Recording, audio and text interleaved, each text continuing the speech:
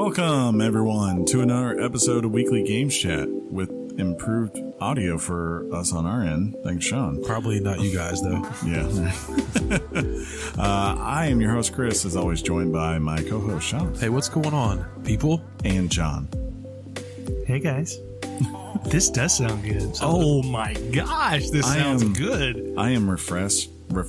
You're not? You're refreshed and refreshed, yeah. I am refreshed, relaxed after a nice long 5 days at the beach with friends and my goddaughter. Got to see her for the first time in a while. Some godfather you are. Yeah, really. Yeah, I know. Oh, Chris Corleone over here. But, you know, if she ever needed a favor, she could have asked. Did you tell her, your enemies become my enemies? Mm-hmm. And she said... Then they will fear you. And then she said, okay, bye.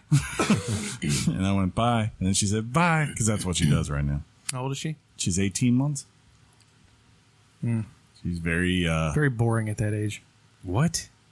She's very... she lets you know how she feels about things at that age. Yeah. That's the accurate That's the good years, man. Yeah. That's the good times. Yeah. Yeah. It's just waiting for those cute moments. That's all you do. You just wait around all day, and then you get like the 20% of the time as cute, and you're like, What's it all about right there? I forgive you for crying the last 45 minutes. Was it as hot down there as it was up here? No, especially once you got to the beach. Dude. But, I mean, don't get me wrong. It was still like 90s, you know. There's something about having a breeze off of the Gulf. Yes. That makes everything a little more bearable. Yeah. Bearable? I was actually Where's your surprised. We went more later in the afternoon. When we were And by later in the afternoon, he means when it was dark. Well, I don't know if you know. It's a friend of the show, Mikey. They're not the most. They're kind of like. They're kind especially ever they're since kind of pasty. Yeah. Ever since the baby was born, they've become more like this. But they're much more closer to our friend Josh when it comes to the concept of time and doing things. Like the first day I was there, they were like, "We're gonna be out there at 8 a.m." We got there at like 3 p.m. It works. That's how it works. That is definitely Josh's time. Yeah, zone. you know. Josh, it's funny because I spent some time playing with him over the weekend, video games and Video game. Prior to that, he goes, like, one of the days leading up to it, he goes, "Hey, are you going to be off like, this day, because man, I'll be on playing like all day." I didn't see him until yesterday. Yeah, that sounds about right. Yeah, I remember he'd say, "Hey, I'm coming to y'all's apartment. I'll see you guys Friday." He'd waltz in on Sunday. Yeah. But hey, if he listens to this like he should, we love you, Josh. We love you, yeah. But Exactly. I always picture him getting in the car Friday and just sitting there going, Am I going to do this? I don't feel like it. It's like he'll be like, "Yeah, I'm gonna leave at noon," and then at some point between 10:30 and noon comes a revelation he needs to do laundry or something. Like something always has to be happens. done. Yeah. And, or else it's just, I'm tired, I'm gonna take a nap, and I don't know how to set an alarm or anything else. It's just he passes out. But did everyone have a good weekend? It So It was all right. Apparently, me and John and I, we did some yard work. I think you said you did yours on Sunday. I did mine actually on Memorial Day. yeah, I did my yard on Friday, and then my wife's grandmother's yard. Wife. Thank you. My wife's grandmother's yard Sunday. So I mowed 2 yards this weekend. Ouch. Then I You got one of them rider lawnmowers. push all day, baby. Yeah. Push it hard. Yeah. And Saturday I went down to and met my parents in beautiful Warner Robins, Georgia. Had Historic. lunch. Historic, yes. Yeah, indeed. Home of Warner Robins Air Force Base. Home of nothing else. I was by Eglin Air Force Base. We could have flown to each other. Had lunch at Sonny's Real Pit Barbecue. Hey, I saw one of those while I was down there. they have up in Florida. We used to have one where we live, and now it's like a bank. Yeah, it was not good here. Yeah, we said that before. And when you go to eat it somewhere else, it's actually It's excellent. it's good. Excellent. I think in our area, Country's is too much of a staple. I think and other small local places. And you go to a place you expect to have that local flavor that we're used to, and people just didn't gravitate towards it at all. Well, there's a Sonny's in Warner Robins that I've been going to since I was 5 years old. Wee little 5 John. years old, yeah. Yeah. My brother used to get a hot dog, Uh-huh. and I used to get a hamburger. at the barbecue place. Wait. Hey, that's before I could appreciate Do barbecue. You have a brother? Yeah, I do. So I hung out with them for the day, and then got back to town that day. Had dinner with Adam, and we went to see John Wick 3. Hey, did you like it? Man, that's good. I gotta really watch good. that. Only a movie that features an NBA player and murder by book. And a Spoilers. Iron Chef host. Yeah, I know, right? I still haven't seen the movie. Oh, I don't feel like I've really. No, spoiled you're not it. gonna spoil it. That's Yeah. gonna be cool stuff. Yeah. I was gonna say I don't know if I need to see that or Aladdin first. It was John Wick 3. see John Wick. Yeah, I saw Aladdin. Well, yeah, but you don't like Aladdin. No, You did actually, that's like The best live action Disney that you've seen. no. I mean, Okay. like classic Aladdin is like, man, I was 9 when that came out, so it was it was in my wheelhouse. Like I was ripe age, you know. It You was were ripe. It was Wait. I don't know, man. Let's Like- move on. Keep going. Let's go, Keep go, going. go, go, like go. to me, like personally, because of age and all that, right? Yeah. Like Lion King wasn't as big of a deal for me when it came out as like Aladdin, Beauty and the Beast, and Little Mermaid. Like that was Really? yeah, that was because like Little Mermaid came out when I was 6, Beauty and the Beast came out when I was 7 or 8, and then Aladdin was when I was 9. So you know, then But And then- you wet your pants every time I say Toy Story 4. yeah, because Toy Story is Toy Story. You got a friend in me. But You got a friend in me. I watched it, and I watched mean, it. what It happened. I'll say is it's not terrible. I mean, it's just bad. it's just like one of those things. If you go in with high if you were demanding that this be on the level of the 1992 movie, that's when I think you would be disappointed by Aladdin. Like if you're like, man, if they can't recreate that No, magic dude. at every turn, you're going to be Well, be. Could it be the fact that you are 9 years old and you no longer are 9 years old? Yeah. No, I that's- think that film holds up because I've rewatched it many Well, times. yeah, it since holds then. up, but Here's the deal. Have you watched any other Disney live animations? Pretty much all of them, I feel like except for Dumbo. this. I haven't seen Dumbo either. Yeah, I think this is going to be kind of like the other ones. They're, yeah. they're good. I mean, it. It's cool to see the way they do the actual live I mean, action animation thing that they do, whatever it's called. I'm honest with myself. Like, it's not like they're making these specifically just because they have an artistic idea, right? It's very clear why they are making these movies. They're making them for money. You know, Give that they man his do, money. like they when they do did- need it. They do need it. when they made Jungle Book, fine, and like that was the risk, right? That was like, hey, this director has a cool idea to come and take this and make a live stream version of it. Yeah, it's a And risk to then- hire John Favreau to do anything. And for the record, John and I are coming in way hotter than you are. I know this keeps happening. It's often the case. There we go. Yeah, you got to lean in a little bit on that. Put your mouth How's it on. going? But see, now I'm way too hot, right? No, just adjust, man. This Just is move the your best. mouth. This is the best splitter ever. But Yeah, anyways, it's not the splitter. This is mic cords, John. anyways. But like Totally different. after they got a hit on it, and like, you know, Maleficent, that worked too for them in terms of money. They basically, I think it was today, a girl I worked with said like just the other day they basically committed to announcing 20 of these remakes. You know, they're pretty much between their streaming service and theaters, they're taking over they the are world. remaking, like that is Yeah. they have 3 pillars now: Disney remakes, Marvel, and Star Wars. That is And their Frozen. money. And then like you get other things like Pixar and Disney animation when you can, but it's like that's where their biggest tentpole has been earning what? wise. Tentpole in terms of earnings. What is that? Means like that's where their bank comes from. Okay, just say that. I like a good tent pole. But anyway, I hate So when big you you get- can camp under there. I man. hate when you get a tent pole and you have to walk. Your teacher calls you up at school to go to the chalkboard, yeah. and you go, "I can't come right now." Now, if your kids That has haven't, happened to me before. I think kids for the In most college. part, they're gonna have fun part. I think the highlight of it is still the high point. The high point in the movie is easily a whole new world. Yeah. That's still that was the one time I was like that's about on the same level as I remember the first time I watched it. You know, in the anime form. Will Smith really can't sing that well, and it's kind of like. That always bothers me when I watch musical movies, like when you can tell someone's been put in there because of Who their they are prestige. versus- Yeah, like the same thing happened when they did Les Mis a couple of years, and like Russell Crowe was doing Javette. I was like, that dude is not made to sing that role. He just can't. And like it was very clear here. Russell Crowe, And there's Matt. Les Mis? Yeah. I don't even know what you just said, dude. I feel like you're speaking Or a second Javert. language. Sorry, that's his name, Javert. It's something like that. I can't What remember. is Les Mis? Les Miserables? Les Miserables.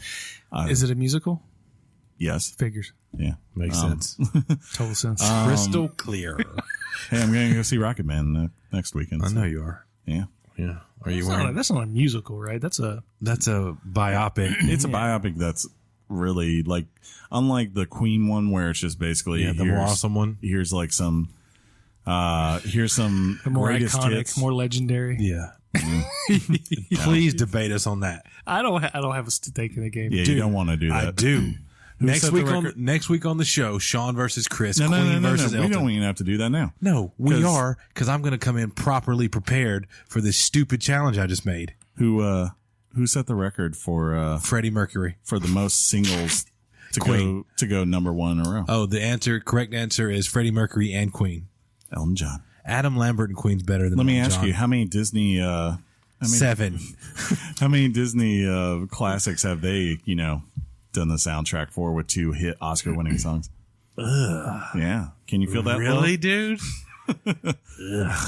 But no, I can't wait to see that. It looks cool. But here, take your kids, go see it. Don't get hyped Thanks. up. The only bad part to me was with the Aladdin was there's a new song in it. Yeah. And it's a lot of like, people were saying that. it feels like they're trying to give Jasmine a Frozen-esque song and then also maybe hopefully get qualified to or get nominated for an Oscar for Best Original Song. And one, it's not a terrible song. It's just like where they put it is terrible. It's like in the third act. That's what And like the movie is wrapping up or it feels like we're going to our conclusion. And then like she just breaks down to this Frozen song. And you're like, where'd that come from? It just doesn't make sense. From the heart, Chris. Apparently. That's where it came from. But she's the girl who plays Jasmine, the guy who plays Aladdin. They're both solid. Top notch. Yeah. I didn't go to the theater, but I did start watching Lost in Space on Netflix. Ooh, that's on my list. I just Ain't good? It's actually pretty good so far. very good. Yeah. That's good. I'll keep you guys updated on that. I have a 2nd-degree burn. Yeah, John. Ouch. John had an accident because he can't cook Is it on a because grill. you watched Burn Notice this weekend? No, so a couple of weeks ago, Clarissa got me some grilling gear. And One of them was heat gloves to sort of, when you get on the grill and you want to turn the kebabs, you can do that. No big deal. So we had some vegetables grilling on a grill pan sitting on the grill. Something a tray that you can just remove. yeah, I got you. So I thought, with my gloves on, I could just, slide that over to the edge of the grill, pick it up, and walk it into the house. No. So I get about 2 feet from the grill, and I'm turning around going, nope, nope, nope, nope, nope, nope, nope. So I have this welt, bubbly thing. We on might my- need to put that on our some site so they can see it. Yeah, that's fine. I took some pictures of it. What about the blister, though? Yeah, Did you take some pictures of that? By the way, that's my finger. that's Objects in mirror are closer than John. they appear. John walks into the recording of that. Don't. No, I'm not going to do Okay. it. But you're just like, look at this. Look And at he's my pointing at the finger. wall, and I think Chris has got something on his wall. And I hear like the words grotesque and look and oh my God. And I didn't quite catch that it was his finger that he was showing us and not pointing. And it's very not cool looking. Yeah, the But at least you're doctor. okay. The doctor didn't want to lance it. She said the blister itself is the best Band-Aid. I'm like, Yeah, that's what they say. yeah, but I can't type. I need to type. I was literally There's typing news show to notes. be written. I was typing show notes with like I was 3-fingered jack today. So I like that. That should be your new name. yeah, it The looks, like, dedication. looks like the beginnings of a plague. Yeah, that's a heck of a blister. I see what you tried to do. you did there. No. Boo. So we've been gifted either what will be one of the most exciting, unpredictable finals because Oh my God. I don't know how to How did read Toronto. Dude, I don't know what happened. So, Yeah. John, last time we were here, we said that it's probably a lock that Golden State with Steph Curry and the crew would probably be playing Giannis and the Milwaukee Bucks, right? We getting an upset? Yeah, we did get an The upset. Raptors of Toronto beat Giannis Four and straight. the Bucks. 4 straight wins to go to the finals against the aforementioned Golden State Warriors. So now we're like, what? And we that just don't wasn't know what supposed to think. happen. No. So what's probably going to happen is Golden State's going to sweep them 4-0, and it's all for naught anyway. But then you go like, well, if they could do that to that team, Right. why can't they do it to this team? News broke that Kevin Durant's not playing first game and somebody else is missing a game. You're like, and ooh. and it's easy to forget this. Raptors have home court advantage because they won more games than them this year. So who's Kevin Durant? Oh, Probably the best player in the world right now. maybe it's debatable. This year he was on point. Let's this just. year. Who are you picking? I conceded that you got a point. Yeah. Who are you picking? I'm just saying, Who would you pick? Giannis. Nah. I love Giannis, but Giannis Yow. can't shoot the way he can. Ming. In a couple of years, yeah, Giannis could You probably. remember that commercial where Yao was trying to tell Yogi Bear, Yao, Yogi, check? Remember that one? I do. Okay, that's a good one. For sure. Yao, yo. But yeah, final start Thursday, so That's tomorrow for you guys, Yeah. gals who like the basketball of the National Basketball Association. I did make one discovery this weekend Ooh. that I think would only interest me, but I have to share it anyways. Apparently, they remastered and put on Hulu every episode of Baywatch in HD. Like the old Baywatch? And things I've discovered, people I've discovered as I've been rewatching this, who are on the show. One, first I saw what's her face, Michelle Williams, like when she was young. Carrie Ann Moss before she did Matrix was on there. But the biggest one I did not, because I never watched the original. Apparently, the last two seasons they did in like Hawaii. Please say David Hasselhoff. No. The last two seasons were in Hawaii, and the star to replace Hasselhoff was a young Jason Momoa, like 21 years old. And it's just the weirdest thing because he has short, cropped hair and nowhere near the mass that he has now.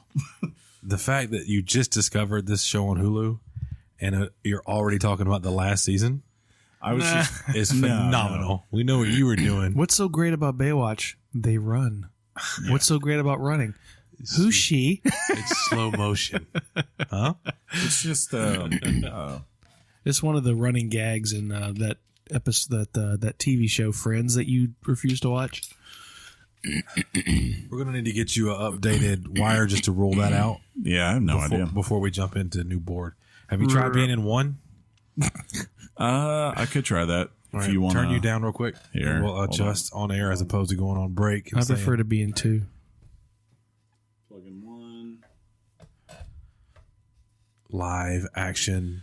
Let's see. Is this any better? Hey. Okay. You're coming in pretty Hey. good. We'll see if it holds. We'll see how it does. Yeah. All right. Do you guys want to go to the topic? Yeah, we should have did that before we just did that. Yeah, I know, but we're But dumb. you know, we like to let them show how we do things. don't get it wrong. We're dumb. Are we dumb? We're dumb. Don't get it twisted. We're dumb. We're dumb. You are dumb. Not full that way. Yeah. Well, You guys want to go to the topic? yeah. You've already asked us that. We said yeah the first time. Sure. Do you guys still want to go to the topic? I mean, I'm already there. join Okay. me. All right, let's do it. Topic time.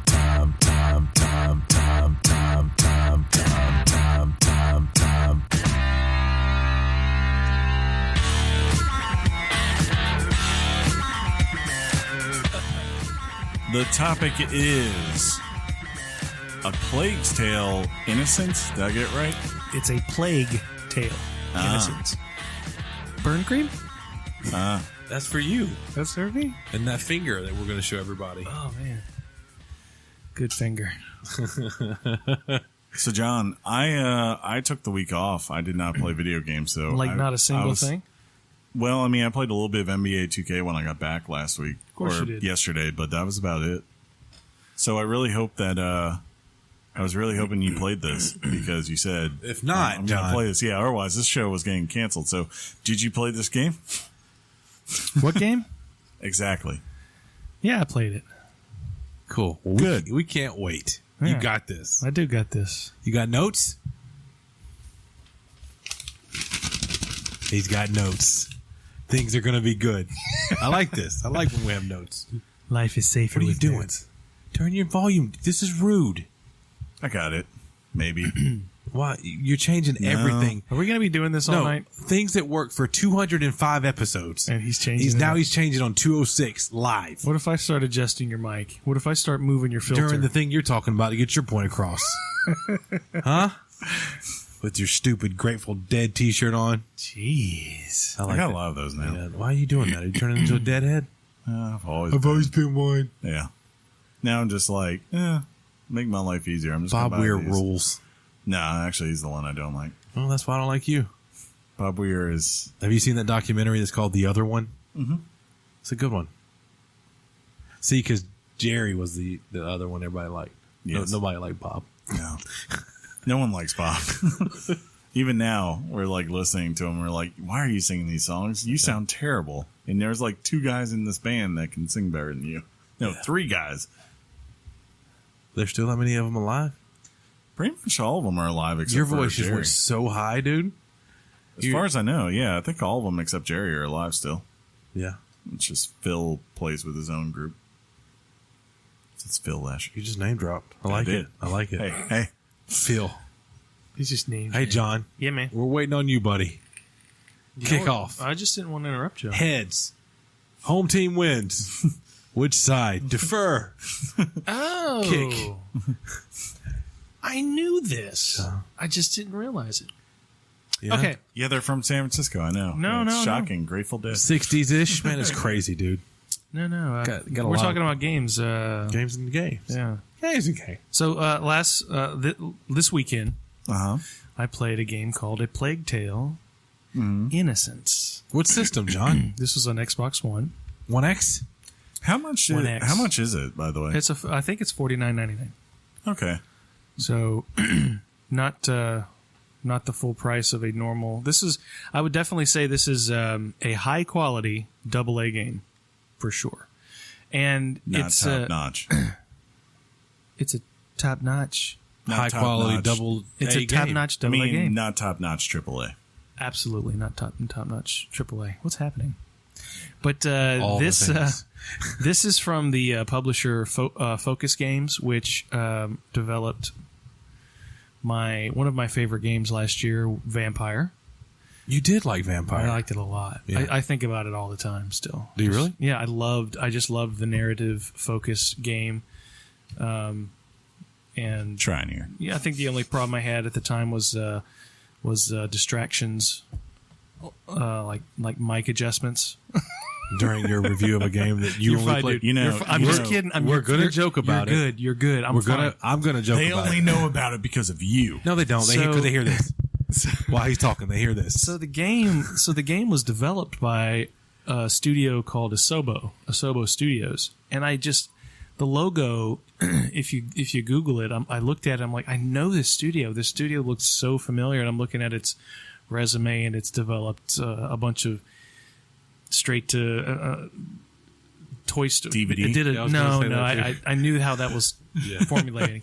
It did a Toy Story game, a lot of Disney type games, but one of them I just saw, which I kind of blurted out. Oh, I knew that. I didn't. It actually developed, or was partly developed, Recore. Oh, so Ah. you enjoyed the Recore. I did. I like that one a lot. I need to finish it. I do too. Yeah, You play Looks good. together? I don't think we can. We can do that. Yeah, Yeah. Let's do that. At the same time. same time. Yeah. Yeah. Okay. So this is like Chris asked. It's a $49.99 game, which directly ties into whether it's worth a playthrough or not.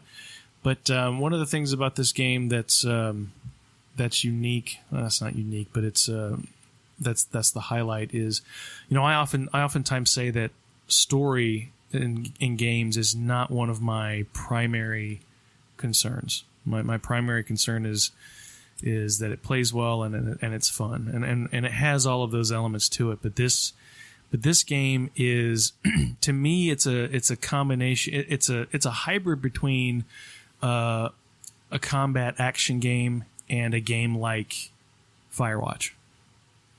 It's somewhere It's in supposed between. to be stealth, right?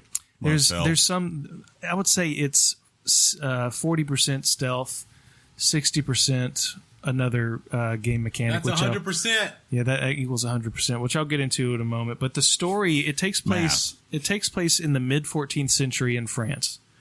That's a bad period.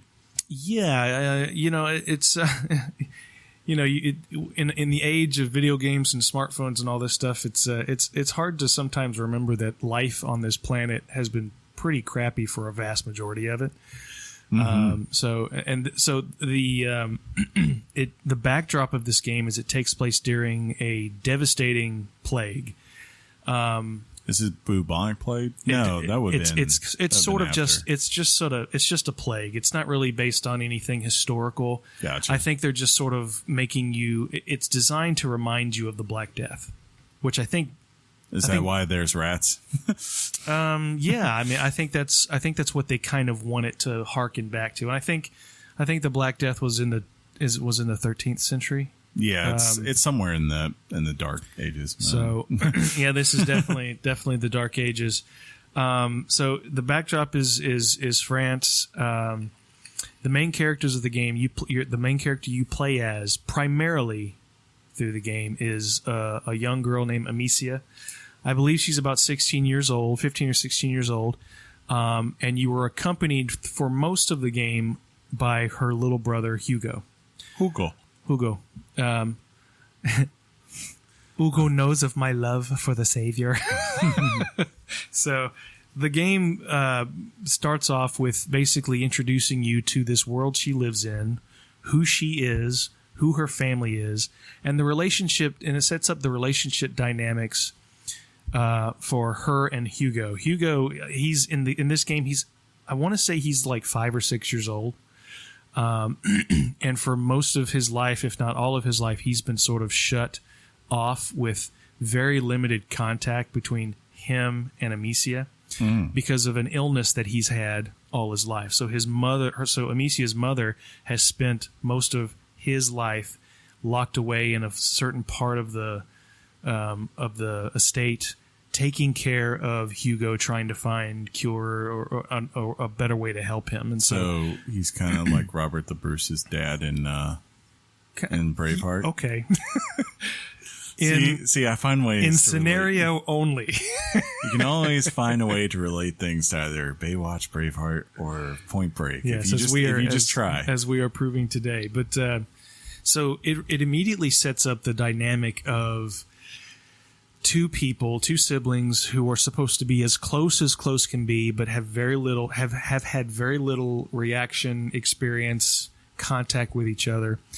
And there's resentment there because of the idea that my mother spent all her time taking care of you, which caused some resentment. I don't know you that much, which causes some issues. So you're keeping me from what I want to see. So it sets off from the jump sort of a secondary theme of bonding through difficult circumstances, or coming together in a way that they were always meant to be together. So obviously you play as Amicia for most of the game. There are periods of the game where you are certain chapters of the game where you get to play as other people, but I'll leave that to that seems like spoiler territory. Could go there. So the world is a real star of this game. It's an empty world, and I don't mean empty as in boring and bland. The plague pretty much sets up the world to be not heavily populated, but I mean, plus it's the 1400s. atmosphere. 1300s, but 14th century. Yeah. So the world is just very lonely and isolated, and at the same time beautiful in all the landscapes. For a AA game, it's really quite striking, the graphics they were able to pull off, even though at times it came off as a little bit on the blurry side, particularly during cutscenes. But for the most part, this game is stunningly gorgeous. That's because you had the 20 billion teraflops of Xbox One X. Could be. That's Could be. Definitely it. Absolutely. It's the way it works.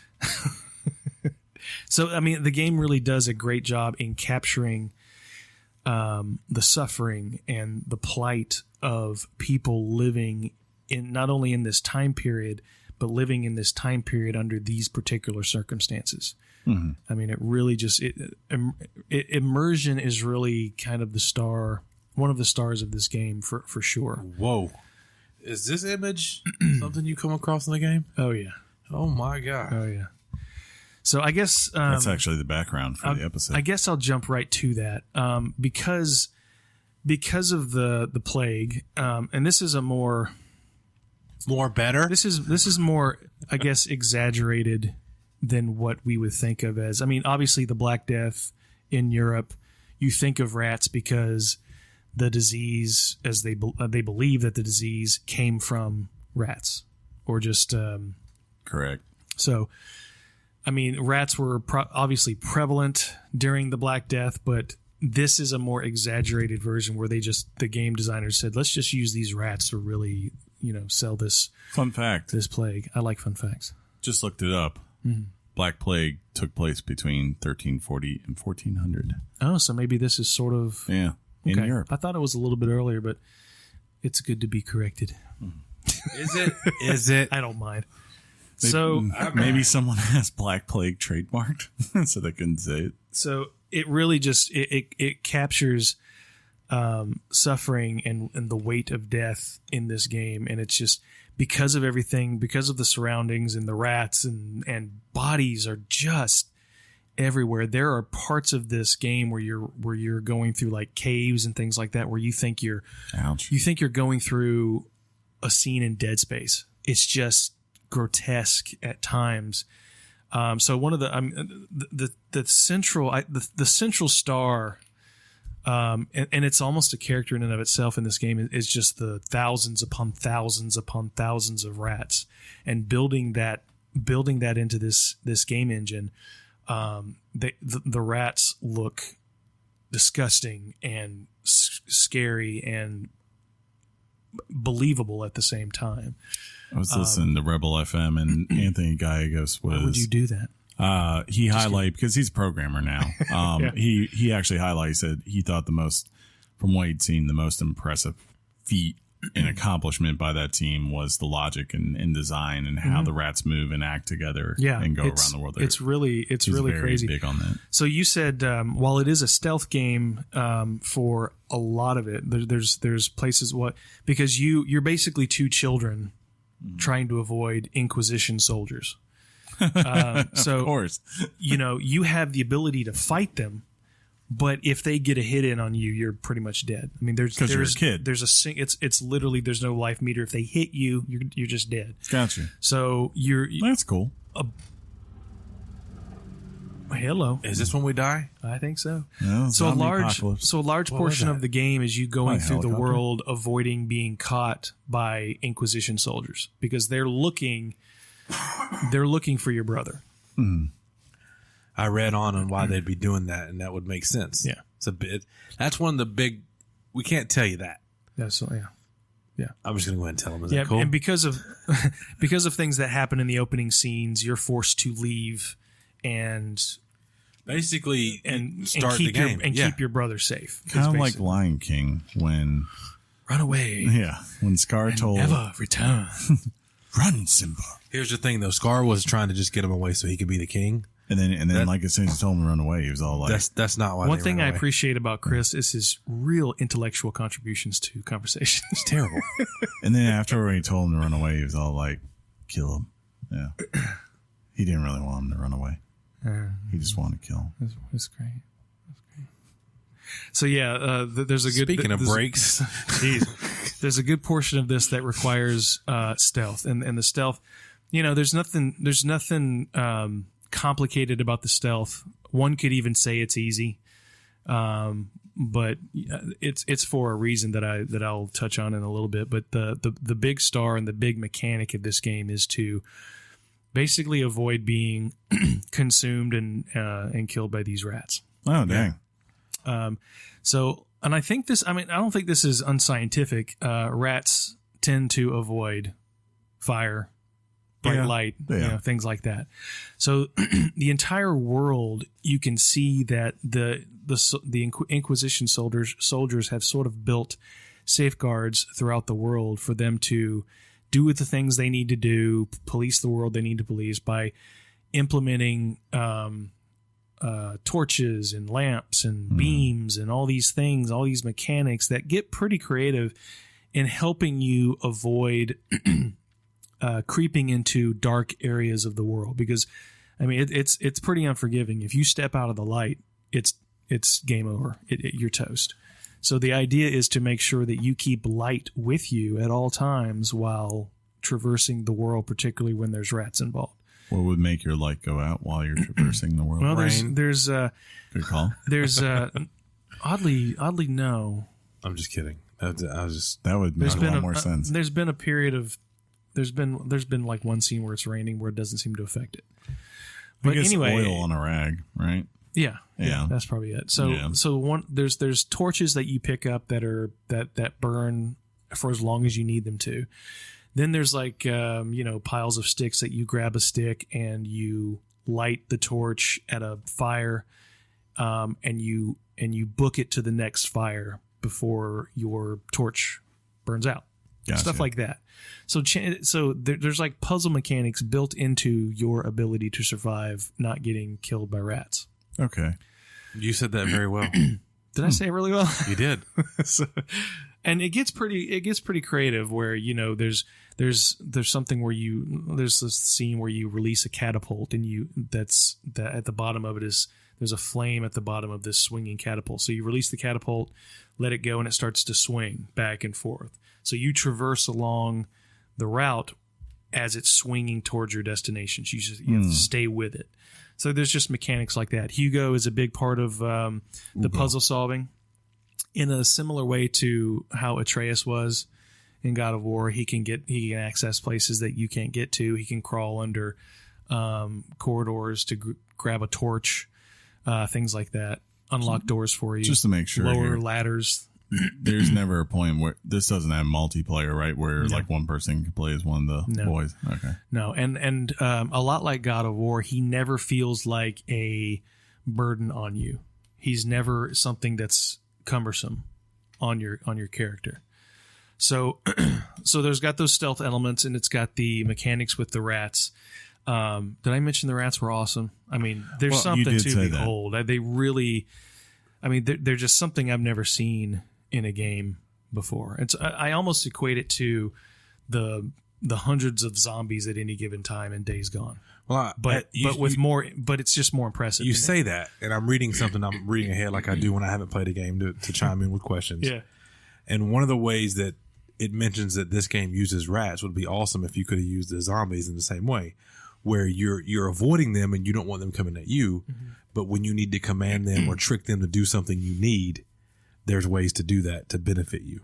In this game. In this game you're playing. Yeah. And when I read that, I was like, how cool would that have been to use in Days Gone, per se? Yeah. So one of the things that's a real big part of this is alchemy.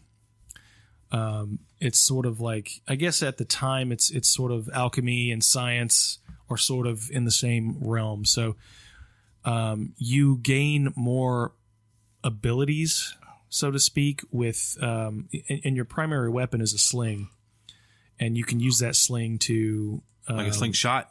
It's a sling the way that David fought Goliath. You swing it and you fling a rock instead of using an inner tube, because tires weren't really prevalent back then. Is that what slingshots are made out of? Most of the time they're made out of some sort of inner tube. Fun fact by John. You're welcome. Bam. Thank you. But most of the time, slings were made out of sheepskin. So, wow, just like Trojans. But early Trojans, like Brad Pitt. Yeah, man. He wasn't a Trojan. Yeah. What was he? He was a Greek. He was Greek. They fought the Trojans. Yeah, Eric Bana was the Trojan. Hulk. Yep. Hulk. It'd be great if he just showed up in the MCU. Anyway. Sorry. No, anyway. No, it wouldn't. It'd be like just him and Banner look at each other and they're like, hey, walk on. So your primary weapon, it's your weapon. It's your sling, and you can use alchemy to light torches from a distance, things like that. And it's really cool. As soon as you light a pyre or a torch or something from a distance, rats just scatter, and it's really a cool effect. There's workstations throughout the world as you progress that allow you to upgrade your equipment, carry more rocks, increase your pouches so you can carry a bigger maximum ammo. You can improve the quality of your sling, decrease the reload time, and you do this by acquiring materials in the world. So there's some crafting involved. None of the crafting is cumbersome or difficult, and it does nothing to. A lot of times, there's resource management in games like this where sometimes you hate that, where you just have a difficult time managing your stuff. But this one just wants you to have it there, and it doesn't do anything to break the immersion, because sometimes, management like that can just really kind of take you out of it. So this one gives you all that stuff, but it really wants you to focus on its narrative, its characters, and its story. One of the things that the world does, I mentioned, is make death very weighted. Unlike, you have to keep in mind this is a 15, 16-year-old girl, so there's a scene right off the jump where death happens, but it's not the type of death you think about. And then you're faced later on in the game where you have to defend Hugo, and you're forced to take a life. And you do that, and it's a very distinct moment, and it makes you realize the difficulty, because you were talking about Tomb Raider a couple weeks ago, where she starts off the game and she's not a killer, and then she becomes, and that has an effect, but it almost seems like she slips into it.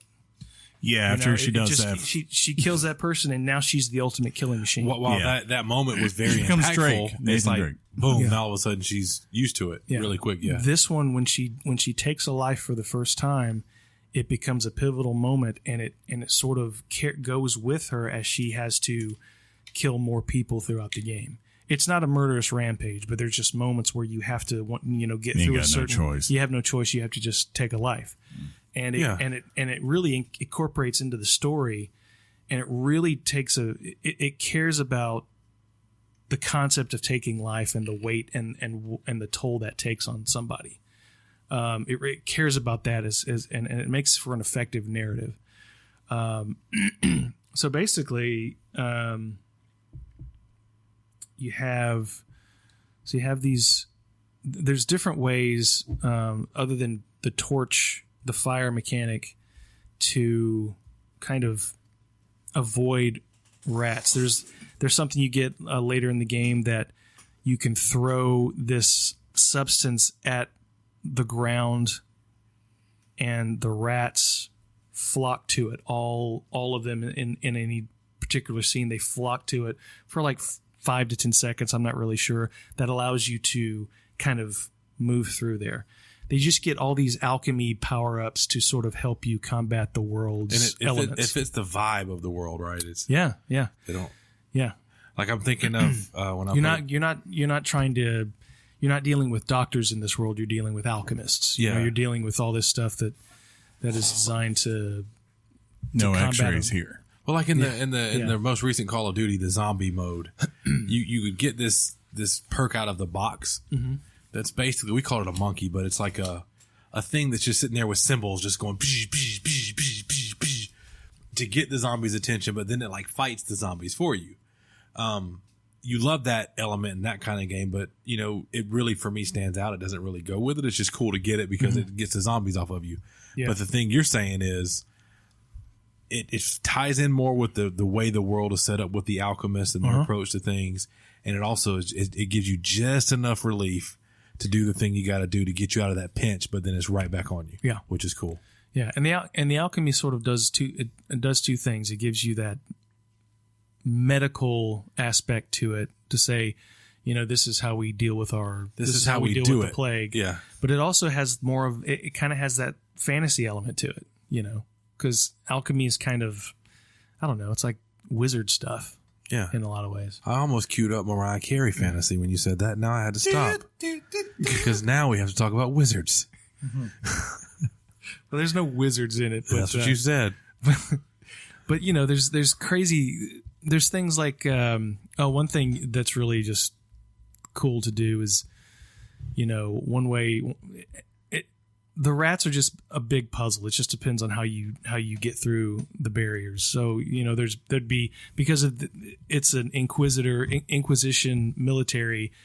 They're sort of the villain of the story, and they've got bodies hanging from ropes and chains and things like that. And your sling, there's a certain target on the chain where you can throw the sling and it breaks the chain and they fall, and all the rats just swarm onto this body, allowing you to navigate past them. Yeah, so just tons of stuff like that. That's what I was talking. So it's definitely this is like 60 to 70% of the game, but the stealth is about 30 to 40% of the game. Gotcha. And the inventory management, the combat, the stealth, none of it is backbreakingly difficult, because I think they want you to enjoy the narrative experience overall. Yeah. So, but just not have that. that. Not have that charge that I guess some people make in those kind of games where it's just a straight up walking simulator. no, it's right? definitely not a walking Like simulator. the Firewatch that you would say. Yeah. No. You there's this one mechanic that one upgrade to your sling where you find you come up to these like soldiers that have armor and helmets. So there's this weapon for your sling where you throw it at the helmet, and it's some sort of alchemy poison thing where they're forced to take off their helmet because it's like agonizing. And then at that point, you can throw another rock, just a regular rock at their head, Knock them out, and kill them. Oh wow, dang! How big's the rock? Well, slings are Deadly. they're pretty deadly. Yeah. If you know how to use it. If you know what to do, you know what I'm saying? Now, getting back to this wizard, There's no wizard. obviously there has to be a point in this game where the wizard, like, there's rats rushing them, and the wizard goes, "You shall not!" By the second sentence, I knew what was going on. Or there's a guy made of iron who calls another dude who's not a wizard a wizard. Right? Oh, for sure. Remember that? I do. Okay, I do. thank you. I do. So but overall, this game is approachable by design. What does that mean? It's It means if you're dumb, you can play it. the highest No one skilled knows player what it to means. the guy to the novice can take on this game. You know what I didn't think you'd say today? Novice. That's right, and you did. I'm proud of you for that. Have you finished it yet? There are 17 chapters, How many have you done? 16 chapters. Oh, dang. Very nice. Yeah, I've heard it's like, when I was looking earlier, it said like it was about 9 to 10 hours. Yeah, that's about right. It's, Unless you're doing completionist stuff. There's really not there is kind of a completion. I think like it There's was like, collectible items within the world that Oh, Yeah. I like collectibles. I think like they said it was like 12, 13 hours if you're doing everything. Yeah. Why do And you say it with like a weird head bob effect? None. So Nothing. the story and the characters really stand out in this game, and the relationship between Amicia and Hugo are just amazing. They're like I don't know. It's not that spoilery because it's kind of optional. You don't necessarily have to find them, but it's Tilly. you come up to these flowers in the world, and Hugo likes to pick them up and put them in your hair. Oh, it's that kind of stuff. The Yeah, connection. there's connections and bonding, and Yeah. there's What kind of and flowers there's are they? Do you know? different Do they types. say? There's just Wildflowers, different types. Chris. There's just different types. I was wondering if that there's like a tie back to that with flowers and the bubonic plague and the ring around the rosy and all that kind of stuff. Pocket full of posy. Yeah, yeah, that posy. is a Yeah. Black Death. That's why I was asking. We I all- know maybe he was hinting. Ashes, we all fall down. Yeah. It's a reference to the Black Plague. What? Yeah, It's also why you creepy, isn't it? If you think of the Oh, lyrics my now, goodness. That's a it's a thing that creepy came, song. that came out of there, and was it saying "God bless when you sneeze" came out of the bubonic plague because it meant you were probably about to die. You would start having an uncontrollable sneezing fit. Yeah. So Word?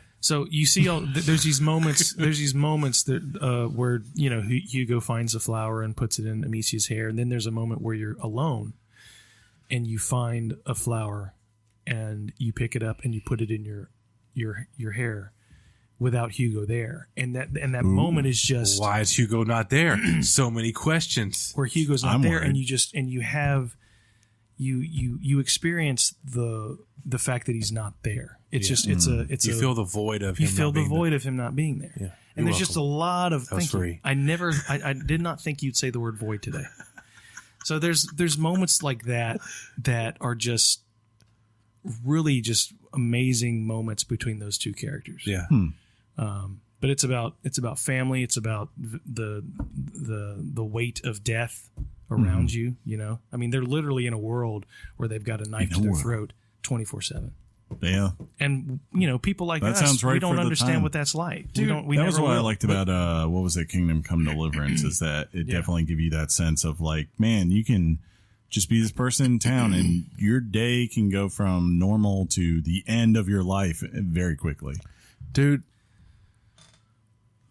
Good. You're good, man. You'll like this. Now- You'll like this. Amicia looks like a younger version of. Really? You just lost it Yeah, that you fast, just huh? lost it that I quickly. forgot That's her it? name. I forgot her name. What does What's she she do? been in? Horizon Zero Dawn. Oh, the main Aloy. girl. Yeah. Aloy. Aloy. Aloy. Yes. Aloy. Really looks like it Ship should be Aloy. Alloy, but She looks like a kid version of Okay. Aloy. well, they had that in that game. Should I play that game? Remember? Horizon. Yeah, Yes, you probably should. Now, do you think in the future or in the sequel, Future. in the sequel, it will It'd be be called about Guilty. no. That's funny. Is the sequel going to be about Hugo repairing an automatron so that this dude who made these great films in the 1920s will remember how to be a great dreamer again? I don't know the reference. I don't know the reference. What was that? I don't The know it movie either. Hugo from Martin Scorsese. Really good movie too. I bet, Chris. It is very good. Uh-oh. I feel bad because we had a friend or one of our listeners. I don't feel we'll say bad. friend, on here. He actually said he had finished Plague's Tale. And he'd said, phone in my review. His name's Punkhead on our Discord. And I told him to type up his stuff real quick and we would read them live, his thoughts. But alas, he has not he has replied. not. So I don't know if he's busy or not. But, I'm But if sorry. he listens, and I know you listen, Punkhead, you had a chance. we got you. Yeah. This was your moment. And you let it slip away, I was going to start doing the Eminem 8 Mile song. right? Mom spaghetti and all that, you know? He's in the bathroom right now throwing up. He's like, I gotta type it and send He's it. got the notes typed up. He just can't hit enter. John, See, John 8 Mile is. if spaghetti. never forget that one Academy Award. I've actually been to 8 Mile. Have you? I have not been to Ooh. Detroit. Thug I, Life. Nice. Thug Life. I have not been Thug there. Life. Why'd you go to 8 Mile? I was visiting a friend. Was his name Marshall? Does it matter? I have a friend who's. Oh, I have a friend whose dad periodically travels up there for business, and he's just like, "Is the most depressing city you'll You ever have go a to." friend who travels? No, I said his dad Dude, but- travels. His dad don't travel. I don't have a dad. I'm sorry. Who's your other? Josh's dad don't travel. It's personal. I got lots of friends. No, you don't. Lots of friends does not translate to 15. In my heart, it does. We're all close knit, Chris, and then you throw a curveball out. And you got a friend In who's going my to see 8 heart. Mile daily. I'll in tell you my afterwards heart. who it is. Okay, fair enough. John Richards. Are you done? Are you What ready would to do that? Would you say I'm that? good. I mean, because he just assumed that. You know what? It So if sounds you- like if I you, feel like I'm a good judge of one. If you've never heard of Asobo Studios and you play this game, you will never forget Asobo Studios. They made Disneyland Adventures. Who knew? I did now. That was a very popular Connect title. Okay. Now Yeah, they there's- were they're making Connect games for a while. There's a Connect free version of that game where my daughter is playing that and loves it. Mm-hmm. So shout out to Asobo. That's it, right? Yeah. I like how you looked at me for Surprisingly, confirmation. I said it right. So, Sean, you'll remember that this title, Mm-hmm. one of those obscure titles that probably won't get a ton of attention, but I was looking forward to, along with Sinking City. Yes. Believe? Yeah. That was the one I showed you, right? Yeah. Yeah. So to me, they're kind of in the same vein. When does Sinking City come out? Because I think I might want to play that with you. June. I think, it's supposed to be next month. Yeah, it was scheduled to come out after Scheduled. to come out after E3. to avoid what was the game that was coming out that would just Destroy it. And they all but acknowledged it. Super Mario Maker? I don't know. But anyway. Rage 2? No. But this game was while I was looking forward to it, really, really surprised me. And I definitely think I can give this an 8.75. Ooh, there you go. Let's see here. Definitely play this game if you've got the time. Obviously, there's big titles out and stuff you're looking forward to, but this is completely worth your time, and it doesn't take that much I time. think it's got an 8.2 average on Metacritic. 98% of people that are Google users like this game. It's 9 out of 10 on Stream, 81% Meta, It's like 5 people. and then the most important one, 10 out of 10 on Green Man Gaming. There you go. I don't even know who that is. Green Man Gaming? Yeah, what is that? Yeah, there's not a moment in this game where I wasn't You could turn me. immersed. I was just immersed and engaged the whole time. Do you remember that one time y'all reviewed a game and I was like, they're going to give this like a 4, and then y'all gave it like a 9? I thought you were fixing to give this like a 4, and you gave it like a. This whole time you thought I was only talking right about at the a end. 4? I thought the curveball was coming because the way you set it up. You were like, everybody, like this game, and I was like, Well, the curveball is either a curveball or it's not. It's a fastball that you sit on, and you hope you knock it out the park. The mechanics are basic, but none of it's broken. It's a solid game. At least you could say in Vampire that I wish that the melee combat was better. Otherwise, Game of the solid year. game. Yeah. Yeah, almost. I thought you were going to go higher, honestly. I thought you were about to say 9. I don't think I gotta maintain my credibility. I don't know if I could have justified dude. it. I That just went don't out know the if I door. could. Gaming a long time. I just don't credibility know for if the birds. I just can't justify a 9 because it doesn't reinvent anything combat wise, stealth wise. Yeah. I mean, I'll give it top notch for those rats. And I was those rats are Cat insane. Natch. That's number 27 that you mentioned, the rat. So they introduced a mechanic that you apparently, haven't really been a part of or seen before. So they did kind of. That's the 0.75. Dishonored. There's plenty of rats in that game. You said something about Dishonored one time. You said something like you decided you were just going to kill your way through it. Yeah. Not a good way to do And that then, game. and you said, "Man, they got a rat problem." Yeah. It turns out there's some rats Yes. in the Dishonored steampunk Wow, world. This is bad. But the stealth in Dishonored is tap natch. Oh, yeah. You know what I mean? That's some of the best you'll ever play. And it's punishing, and it's this Yeah. and that. This stuff, give or take a few times that I got tripped up, I got through the game fine. It's not complicated. You see pretty much exactly the route you take. There's very little risk in getting caught. I'm still waiting for a great stealth game for this year. Haven't found one yet. You're going to get it. I hear that I read something about Wolfenstein Youngblood having Dishonored type elements in it. Although I think that's imagine that being it. They say I think it's post game stuff. Yeah. I cannot imagine playing that game stealthily. I mean, well, I would be disappointed. Wolfenstein, you have the option of sneaking through the world and taking out those guys with the radios, Or so they can't be signaled for more enemies. or I can just pull out my guns and then cool heavy metal starts playing and I just kill everyone. Well, you're not you're not very good at shooters, so I wouldn't do that. I don't know. In Wolfenstein, let me Yes. get this straight. Uh-huh.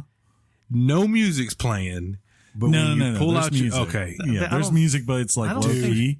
think there's metal. Dude, Is I was there? about Is to it go- metal? Well, I mean, it's what they always do in these games, like where Had he said yes to when Guns Out music starts, I'm playing Wolfenstein tonight. You should play Wolfenstein tonight anyway. if I you got just pulled things out to your do. Xbox One and paid $1, you could play both of the two games. But I'd have to have an Xbox. I got an Xbox.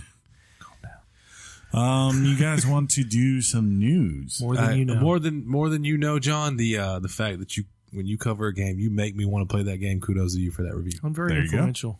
Oh, Very good. I mean, way to take a I compliment. couldn't just take it, huh? Golly. All right, let's do this. Hot off the press and straight to your ears. Weekly Games Chat presents the news.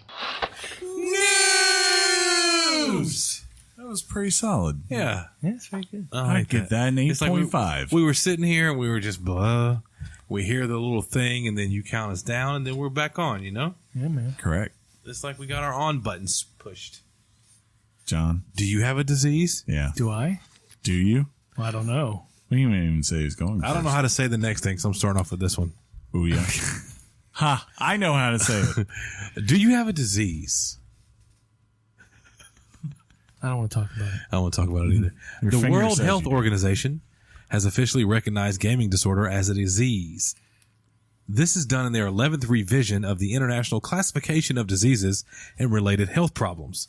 The condition is defined as, quote, a pattern of gaming behavior characterized by impaired control over gaming, increasing priority given to gaming over other activities, to the extent that gaming takes precedence over other interests and daily activities, and continuation or escalation of gaming despite the occurrence of negative consequences, end quote.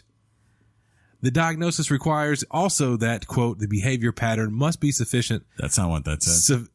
Behavior pattern must be Behavior. sufficient severity to result in significant impairment in personal, family, social, educational, occupational, or other important areas of functioning. It would normally have been evident for at least 12 months. Yeah. I read that and I was like, wow. I think it's good that they're finally putting that out there because there are definitely some people like, what was that documentary a couple of years ago about those people that like they were, What do you mean those people? I mean, like Fahrenheit 9/11? there was Bowling for Common Line? there were a bunch of Sicko? There was a bunch of different types of gamers, and one of them was a pair actually, and they lived together, and pretty much one of them didn't have a job. The other one, he worked at Walmart at night, and like they had an Xbox. It's okay, John. Just laugh at Walmart workers. They That's had not what I was. That sounds like that's. I was laughing at the dynamic of the two. no. Yeah, the just laugh at contrast them. of blue collar workers. The contrast of the two people. Yeah. Yeah, just It good was old also- American workers. No, it was your delivery too, Yeah. Chris. Let's be honest. But they were so the one who they had like a gaming PC and they had an Xbox, right? And what they were both WoW players, and They're the you worst. can't play WoW on Xbox. You're a liar. no. Okay, I said PC and that. So the main guy who worked at Walmart, when he was home, he'd be playing WoW, right? And then his roommate there would just play games on Xbox and sleep, right? And then when he would go into work, when I he ain't would, got time to eat. when he would go into work, right? The Walmart guy, the other guy would then hop onto the PC and play WoW. Yes. And That like, sounds like the life. That's called an assembly line. there was like next to the PC, there was had to be at least eight high, probably 7 or 8 rows deep. Pot of piss? just wall of Coca-Cola cans. It was just so bad. And like that to me, that's what that is, right? And you could tell at that point then, like those people obviously they have a disorder. Look, dude. And they've lost control of like what is actually important versus, What do you drink what when they you just game? wanna do. What do you drink when you game? me. Yeah.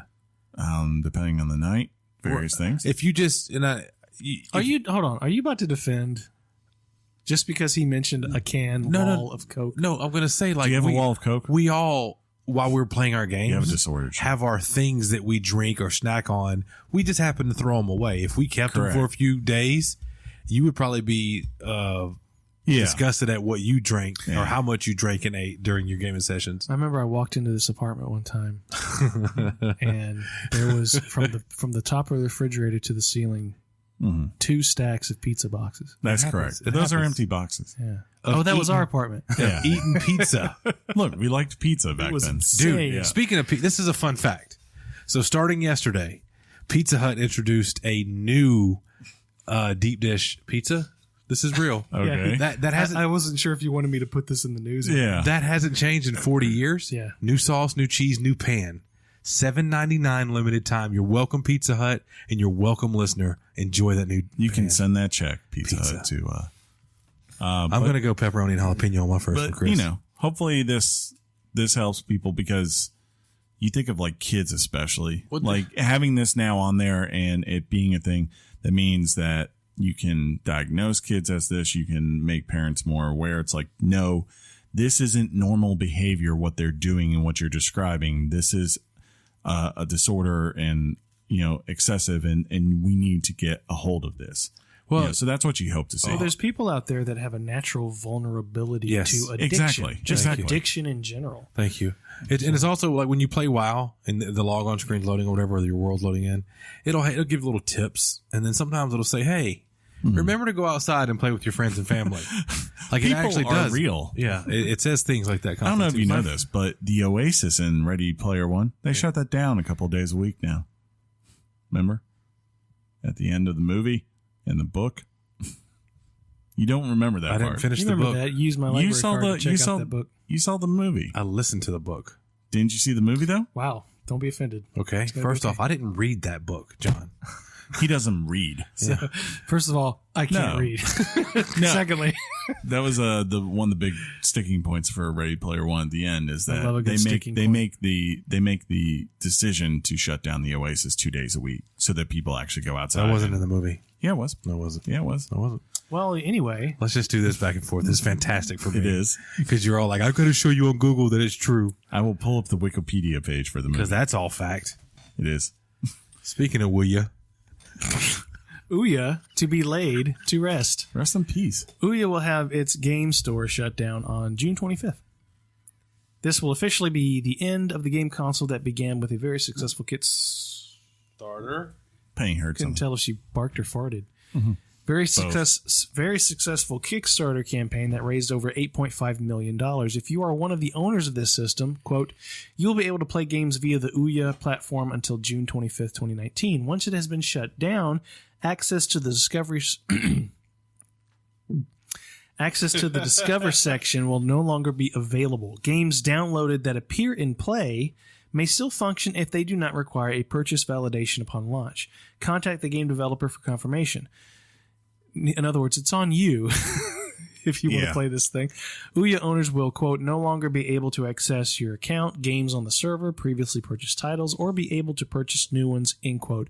And it is a testament, even though Ouya is not something that many people are going to be crying over, No. you don't own a thing. No. You, Chris, your digital downloads, you don't own them. That's They're true. not yours. You paid for them. Yeah. You don't own them. Yeah, it was always really cool that they attempted this, but once it came out, the console came out, and those who had actually gotten said, like, there's really only one good game on there, and it just didn't run very well, didn't have a great controller. It's a console for cell phones. I'm very surprised that it's lasted as long as it has before they've shut this down. So, sucks, but oh well. It does suck. thoughts and prayers. Thoughts and prayers. Dead Island 2 is still a thing. Dead Island 2 was announced a long time ago. Apparently, it is still being worked on. Revealed in a THQ Nordic financial report, or rapport, as some people say. CEO Lars, says that. You're right. Lars Wingforce. Remember when you passed up Ouya? Yeah. I got Lars Wingforce. Simply said, quote, Dead Island 2 still being worked on. Stay tuned, end quote. The slideshow showed a logo for Dead Island 2 with no other details provided. It is still planned for PC, Xbox One or Xbone, and PS4. Also mentioned by THQ Nordic, 80 games are currently in development within the organization. That seems like a lot. That's a lot of games, right? Yeah. Some of them's got to be mobile, Probably. right? Good thing. Darksiders 4. No game. This again just proves was dead can never die, apparently. I don't know what that means. Oh, wow. That's terrible. That's when you say, You've just been like choking on all pop culture stuff here tonight. You know why? boo. What? Because your references suck. You don't know what Speaking was of dead suck, can never die comes from? I'm on the spot right now and I'm nervous, so I can't answer that. Sonic the Suck Game of Hog. Thrones. What'd you say? Game Sonic, of Thrones.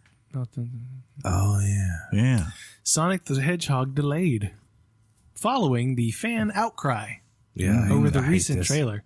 Jeff Fowler announced that the Sorry. film will be pushed back to February 14th of 2020 Ooh, Valentine's to Day. make the iconic character, quote, just right, end quote. Fowler said that the team needs a bit more time. People voiced concern when it was announced that changes would be made to the CGI with concerns of, quote, crunch to make the November 8th release. His tweet read, quote, taking a little more time to make Sonic just right. Hashtag No VFX artists were harmed during the making of this movie. Ha ha ha. Ooh, that's a reference to current stuff out there, huh? I think so. Yeah. I think it's a smart twofold. One, 'cause, Makes sense. yeah, it would have been really bad if they had. It would have been really bad Doesn't to surprise me. try to if they had tried to push for a November release, or after trying to make this change, and then also you gotta say that the initial buzz was not very good. So about the last thing I want to do if I'm a studio and you're not confident in the film is put it out in November. Yeah, you're talking holiday season. Why not put it in February where it probably will have a much better chance of getting a decent, at least a shot at getting an audience that can make its profit back. Or, I'm sorry, make enough profit to get its money back. Yeah. Yeah. Or they could just cancel this Nay. stupid thing. Mortal Kombat KO's Days Gone in sales.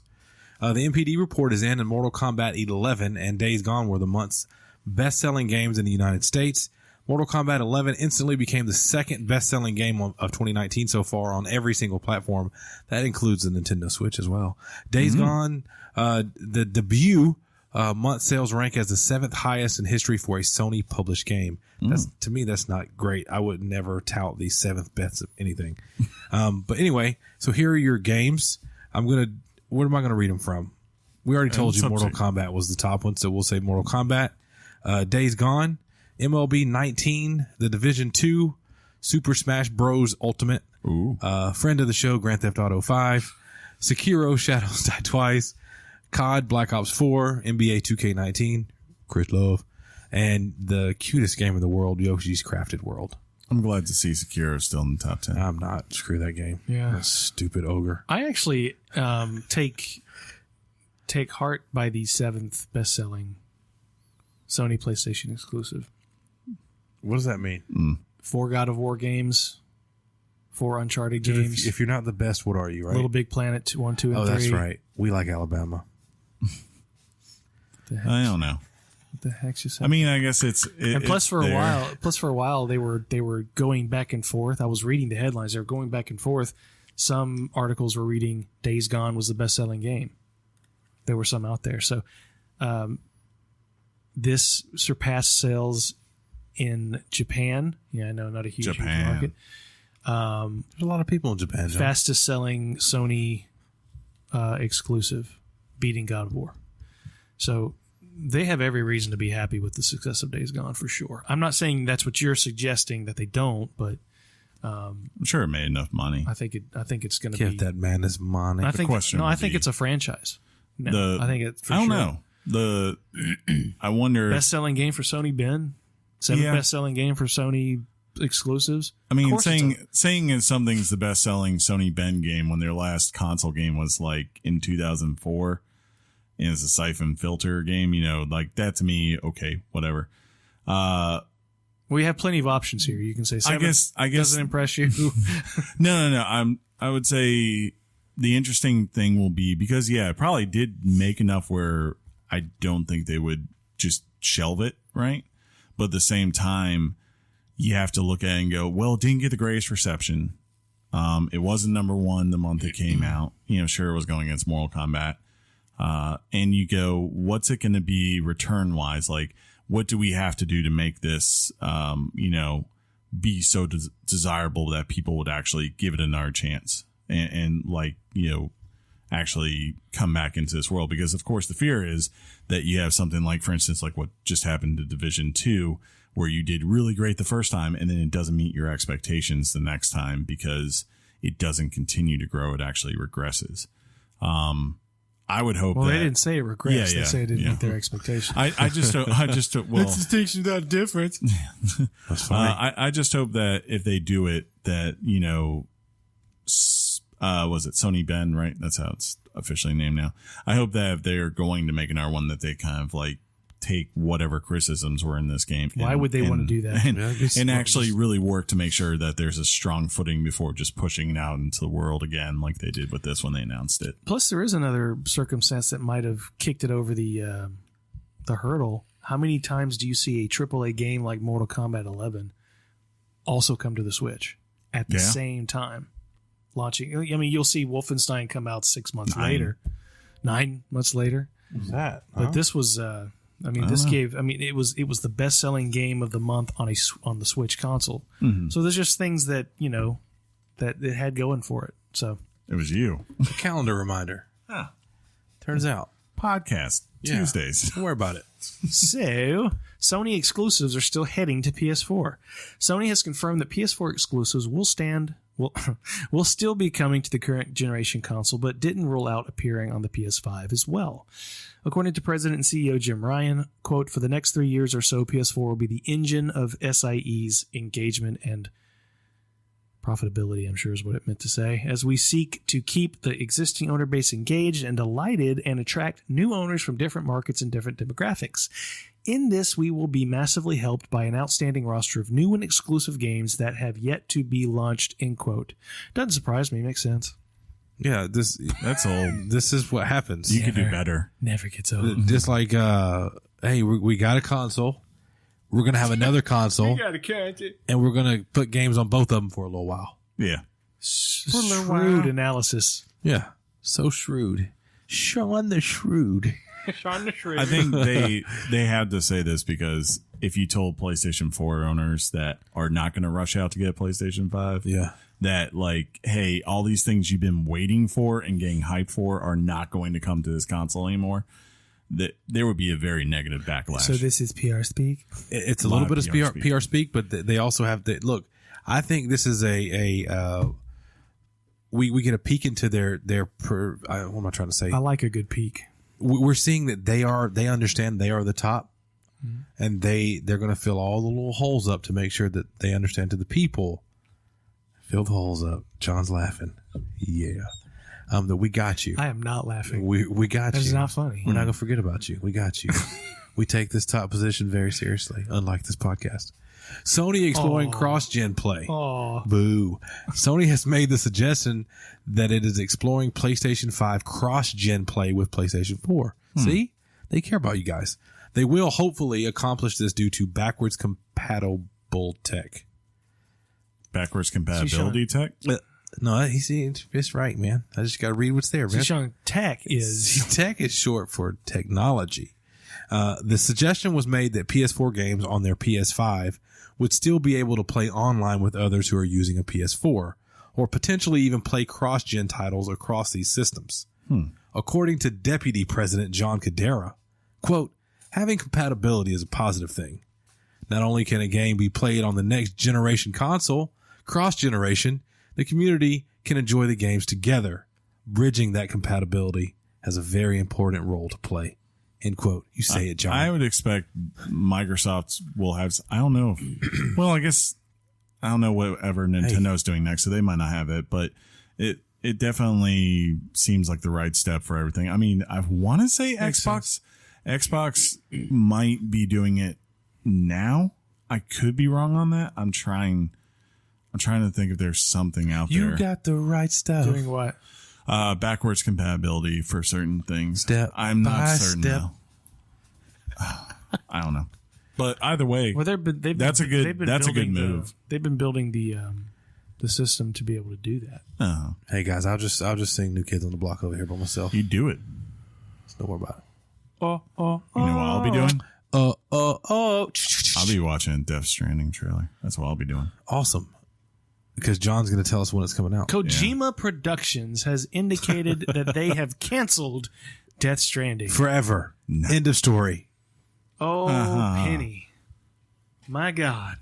Is she pooed again? Oh, man. Yeah.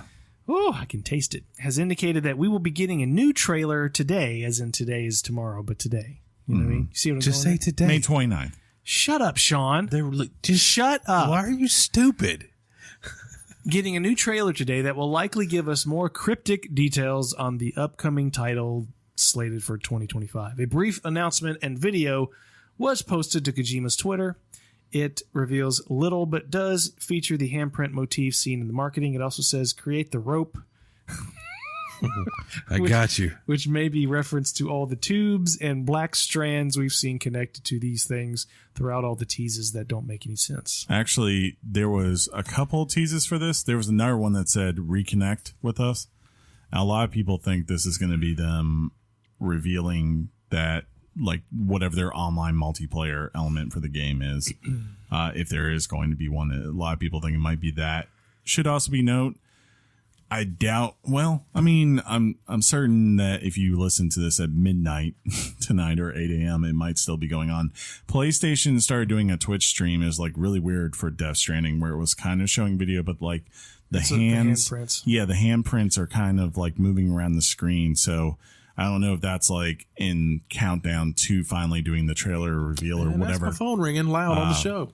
But man, that's John's thing. Yeah, I know. What are you doing? Well, I'm tightening up right now. I'll tell you that much.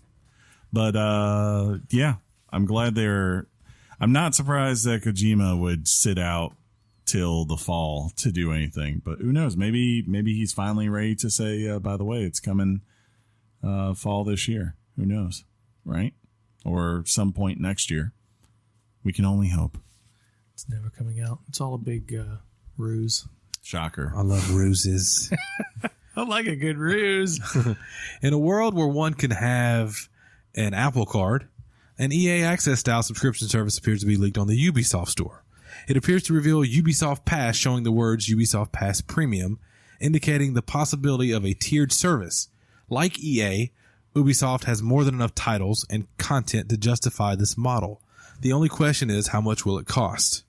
Mm-hmm. That is the only question. I pay $4.99 for EA, so I wonder if now that Sony finally broke the dam, right, and said EA Access can... Harsh language. That EA Access could come to PS4, now everyone's kind of going like, oh, well, now that we have both consoles, and especially the one that has like 90 million units sold, like it totally makes sense for us to actually do this. It makes sense. Yeah. It's so funny. It's like, you cut all your cable ties and all this stuff, and you see all these services like, oh, I can afford $9.99 a month, and you're basically paying $100 from all the $9.99 subscriptions you have with Netflix and Hulu and Game Pass and all that crap. I do think, like, as much as these guys are taking advantage right now and just trying to get as many dollars as they can, this, to me, like, long term, I don't think it's sustainable if everyone starts getting, like, if Activision has one. Like, imagine you can just pay for your Activision pass and you can play all the Call of Duty, WoW, and, Overwatch and all that for one price. Yeah. And then all of a sudden, EA's there. And then I'm trying to think of other major, if 2K gets into it, and all of a sudden, as you're saying, like, it gets to a point where you start looking and it's like, man, I'm paying like $30 a month instead of just $60 for the one game I want. Now I got to buy CBS All Access because of Star Trek Picard. I'll never say in my life. I will never say that. I'm surprised you don't want to get just to watch Star Trek Discovery. I've thought about it. Yeah, I've been wanting to watch it, but I've heard that there's sort of a detachment from critics versus fans of the. You know what I'm watching next? Of the season Anthony 2 likes it, and he's a big Star Trek guy. Tells me everything I need to know. Season 2 of Cobra Kai. That's what I'm watching next, John. Oh yeah. Did you get a free trial? No, I've got credentials. Tell me more. Tell you more. Call of Duty 2019. This mine? No. Yeah, it is. Yeah. But you can still read it. No, man. No, you're good, baby. All right, what I'll do is I'll read this one, then you'll read the next two. How about that? There you go. I'm not setting that up just to read the last one either, because that's what it looks like. No, it's okay. Call of Duty 2019. This year's Call of Duty looks to be a soft reboot. Yeah. Of the Modern Warfare series. The title will allegedly be called Call of Duty Modern Warfare. That's more than a soft reboot, isn't it? Jason Schreier confirmed on his Twitter account stating, quote, video games are, let's see what you think this next word is, huh? He says absurd, end quote. Eurogamer has also confirmed. This is like a fraction of the tweet he was talking about. Mm-hmm. And he was rationalizing the fact that the first Modern Warfare game was called Call of Duty 4 Modern Warfare and all this stuff. And he was like, video games are absurd. He's basically mocking the idea to do this. And I actually responded to his tweet. Did he say anything? You got that worked up over it? No, I just thought it was kind of a stupid thing to say, and I said something like, God of War, hello. This lauded game that had a soft reboot. Instead of calling it God of War, what if they just called it God of War? What if they just called it Call of Duty? I think is a little weirder to go and actually take something that was actually called Call of Duty for Modern Warfare, like that's the subtitle, and now say we're just going to redo that again. It's like, why not just say Call of Duty Modern Warfare 5 or 4, whatever it is? Why not Battlefield 1? Why not just do Call of Duty 2K19 or 2019? That's what they should do. Just name them by the year, bro. 2K would sue them if they did 2K, but God of War. It's very weird, but I guess, I don't know. Maybe they just don't want Makes numbers. Sense. No, it doesn't make sense. That's our thing, Chris. Leave us alone. Go ahead, John. I mean, it's like what did But it has to be real, because if Jason Schreier and Eurogamer are reporting, that's like confirmation. That's not a rumor Plus, anymore. Weekly Games Chat is confirming what they confirmed. Exactly. Right? Yeah, we confirmed it. I already called ahead.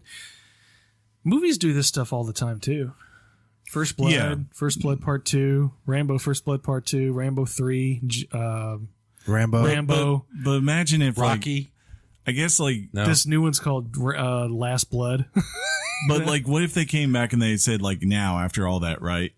Just with Stallone still as, Rambo, right? It's John Rambo. And they came back and been like, all right, next movie, Rambo First Blood. That's all it's called. You'd be like, it's called John Rambo Last Blood. Hey. No. I'm saying if that was the title of it, instead, that's kind of what I think the absurd part of it. Is his daughter is she cute to you? I didn't know he had daughters. Lies. Slander. He has 3 daughters. Yeah. Are they heading your way? What does that mean? He's trying to do the pivot thing that we want. Now we got to ramble for another 30 seconds. Nintendo Direct is heading your way. Not my way. I'll tell you that much. So you still want to talk about his daughters? I mean, her last name was Stallone on a Twitter post or something. Yeah. Makes sense, right? One of them, 1 or 2 of them are models. Or Sean's getting blown up tonight. Why does everybody not remember today as the day we record? He has beautiful children. Really does. No thanks to him, obviously. Nintendo has beautiful children. Yes, absolutely. Nintendo has announced a Nintendo Direct for Pokemon Sword and Shield Direct. And it will be arriving next week on June 5th at 6 a.m. Pacific Time, 9 a.m. Eastern Time. The presentation will be 15 minutes and will focus on new information on the upcoming Pokemon titles. And speaking of upcoming titles, cadence of next week. Which might be actually this week. Hold on, let me ask you something first. You go ahead. Go ahead, man. How is this going to affect their E3 Direct? I asked that. Maybe they're going to do new question, things? Sean. Very insightful question. Thank you. Their Nintendo Direct always focuses on a slew of titles they've got. My guess is they'll be spending a lot of time with this one. I bet you that their Nintendo E3 booth will be decked out in the Pokemon world. Makes sense. As well as their if you think that doesn't surprise me either. It wouldn't surprise me. And specifically, the Nintendo Treehouse will focus very heavily on Pokemon Sword and Shield. If you're saying what, so it'd be next Wednesday. I mean, is it? I believe so, because the 9th is Sunday. Yeah, dude, that's what I'm saying. Which is my birthday, which is why I know this. That. Yeah. Oh, I thought happy birthday, by the way. If you're thinking about it, you put this out there and it gets that full 4 days before E3 to be like, this is our biggest thing. And then Microsoft goes on Sunday, and then you come back Monday. And isn't that when they're doing theirs? Are they doing theirs Mondays or Tuesday? It doesn't matter. It's after it. So yeah. I don't remember. But then you get to put out and say, okay, look, we took care of the biggest thing, and maybe there is something more that they will add to Pokemon Sword and Shield, but they can highlight all the other things that don't have the advantage of being Pokemon. Right. Makes sense. True. Speaking of not being Pokemon, cadence of this week, I think. Cadence of Hyrule, Crypt of the Necrodancer. Sean, have you heard of this? No. The release date may have been leaked. In fact, the leak indicates that the game will release this week. a Twitter user discovered that the source code for Cadence of Hyrule's Nintendo of America game page shows a release date of May 30th, 2019. I believe that's That'd be Thursday. weird. Is that Thursday? 29. No. Yeah, Thursday. It would be weird. That's tomorrow. Yeah. It's a rhythm game. Yeah, I know the game. I just didn't see this leak. Oh, I thought you were telling me you No, hadn't I think heard we of had mentioned this game before on here. Yeah, I think we covered it when Looks cool. Wasn't that like when all the news for for like what was it, the remake of was No, it was the last. It was the not the. What are we doing? The 15-minute. It was 2 directs ago. Everything good? Yeah, he's good. We need a new soundboard. No, he needs to get a new XLR cable, and then we'll see what happens. You don't know that. Then we'll talk about soundboards. But Your it would be soundboard. It would be very unusual for Nintendo to just dump a title like that without bravado and fanfare. Yeah, it feels like a placeholder. Yeah. Right. But it was on the website, so who knows? Finally this week. Is it finally? Yes, it is. Okay. You just went right into that, didn't you? Yeah, okay. Finally this week. Me. Cyber. What was that? Cyberpunk 2077 updates. Dry as dust. Just dust. CD Projekt Red will be showing gameplay of Cyberpunk 2077 next month, which is really soon at E3. What happened? I'm hot. I'm just. You're making sure you're I good. was just griping. Yeah, you are. Yeah, you are. But the game will not be playable by attendees, according to PC Gamer. Global community lead Marcin Mamote stated, quote, to answer many questions about the demo and whether or not at Cyberpunk game will be playable at E3, we're going to be hosting gameplay presentations in that cinema, end quote. There will also be different showings to include one for the show floor as well as behind closed doors where the fun happens. You know what I'm saying? According to CEO Adam Kaczynski, E3 2019 is, quote, going to be the most important one for us ever. We really have prepared a strong show. My guess is that we will see this in the Microsoft press conference at some point. I agree. Probably. And if they hold true to how they did with Witcher, it will probably be like the gameplay reveal, like actually showing it in some combat. Makes sense. By the way, It would surprise me. By the way, I think it's pronounced Momot. Well, I know this is your studio, so you can shut your face now. I have to take those opportunities when I get them. I know you do, buddy. Yeah. That's what we love you for. You guys want to wrap this up? Just to be safe. Never, ever.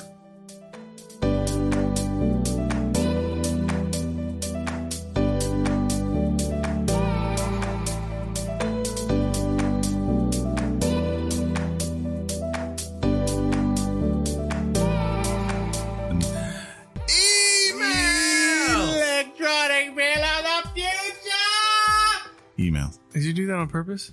Yes. Yeah, we've always done that. And you didn't chime in again. I'm cool. Are you? Very. Okay.